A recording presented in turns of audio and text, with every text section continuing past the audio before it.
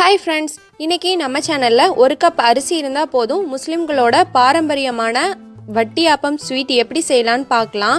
இது ரொம்ப ஈஸியான மெத்தட். வாங்க எப்படி செய்யலாம்னு பார்க்கலாம். ஒரு கப் புழுங்கல் அரிசி எடுத்துர்க்கேன், சாப்பாடு அரிசி. இதுல 2 கப் அளவுக்கு தண்ணீர் சேர்த்து அரை மணி நேரம் ஊற வச்சு எடுத்துக்கலாம்.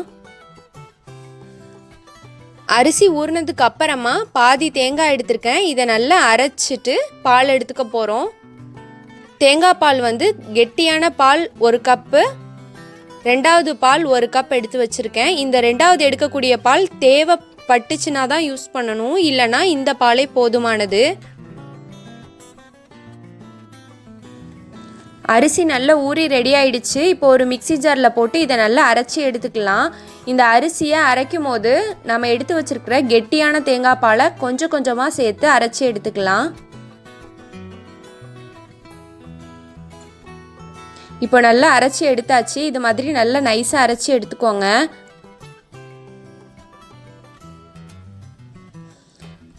இப்போ 2 முட்டை சேர்த்துக்கலாம். முட்டை வந்து உங்களுக்கு முட்டையோட ஸ்மெல்லு ரொம்ப பிடிக்காது அப்படின்னா 1 முட்டை சேர்த்தா போதும். இப்போ நான் இன்றைக்கி வந்து 2 முட்டை சேர்த்து செய்ய போகிறேன். இதை மிக்சி ஜாரில் போட்டு நல்லா பீட் பண்ணி எடுத்துக்கலாம். இது ஒரு ஜல்லடையில் வடித்து எடுத்துக்கலாம். 1 கப் அளவுக்கு சுகர் சேர்த்துடலாம். கொஞ்சமாக ஏலக்காய் பவுடர் சேர்த்துக்கோங்க. ஏலக்காய் பவுடர் சேர்க்குறதுனால அதோட ஸ்மெல்லு வந்து ரொம்ப நல்லாயிருக்கும். அந்த முட்டையோட ஸ்மெல்லு வந்து அவ்வளோ தெரியாமல் இருக்கும். இதை நல்லா மிக்ஸ் பண்ணி விட்டுடலாம். இதை மிக்ஸ் பண்ணதுக்கு அப்புறமா இது பார்க்குறதுக்கு வந்து ஆப்பமாவு பதத்துக்கு இருக்கணும். ஒருவேளை இது ரொம்ப கெட்டியாக இருந்துச்சுன்னா 2வது தேங்காய் பால் எடுத்து வச்சுருக்கோம்ல, அதை கொஞ்சமாக சேர்த்து கலந்து விட்டுக்கோங்க. இப்போவே நம்மளுக்கு வந்து ஆப்பமாவு பதத்துக்கு வந்துடுச்சு. அதனால நம்ம 2வது தேங்காய் பாலை இதில் சேர்க்கலை. இப்போ ஒரு பிளேட்டில் நெய் அப்ளை பண்ணி எடுத்துட்டு நம்ம ரெடி பண்ணி வச்சுருக்கிற மாவை 3 அல்லது 4 கரண்டி இதில் சேர்த்துடலாம். 1 கப் அரிசி வச்சுட்டு ரெடி பண்ண மாவு 2 பிளேட் அளவுக்கு ஸ்வீட் வரும். இப்போ 2வது பிளேட்லேயும் நெய் அப்ளை பண்ணிவிட்டு மாவு சேர்த்துடலாம். இப்போ கொஞ்சமாக கேஷ்யூ நட் மேலே சேர்த்துடலாம். சேர்த்துட்டு இதை வேக வச்சு நம்ம எடுக்க போகிறோம். இட்லி சட்டியில் கொஞ்சமாக தண்ணி சேர்த்துட்டு இது மாதிரி இட்லி தட்டை பெரட்டி போட்டுக்கோங்க. அதுக்கு மேலே இந்த தட்டை வச்சுட்டு 5 நிமிஷம் வேக வச்சு எடுத்தால் போதும். சூப்பராக ரெடி ஆயிரும்.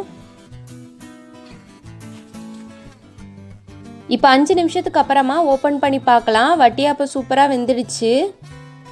இப்போ வெளியே எடுத்துட்டு கட் பண்ணிடலாம். இந்த பாரம்பரியமான ஸ்வீட் வந்து கடைகளில் எங்கேயுமே கிடைக்காது. நம்ம வீட்டில் தான் ரெடி பண்ணணும்.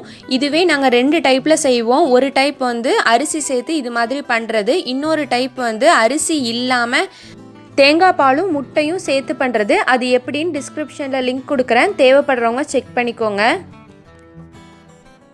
இந்த ஸ்வீட் கண்டிப்பாக நீங்கள் எல்லாருமே ட்ரை பண்ணி பாருங்கள். குட்டீஸ்க்கு எல்லாத்துக்கும் ரொம்ப பிடிக்கும். இந்த வீடியோ உங்கள் எல்லாருக்கும் யூஸ்ஃபுல்லாக இருந்துச்சுன்னா லைக் பண்ணுங்கள், ஷேர் பண்ணுங்கள், நம்ம சேனலை சப்ஸ்கிரைப் பண்ணிக்கோங்க. Thank you friends.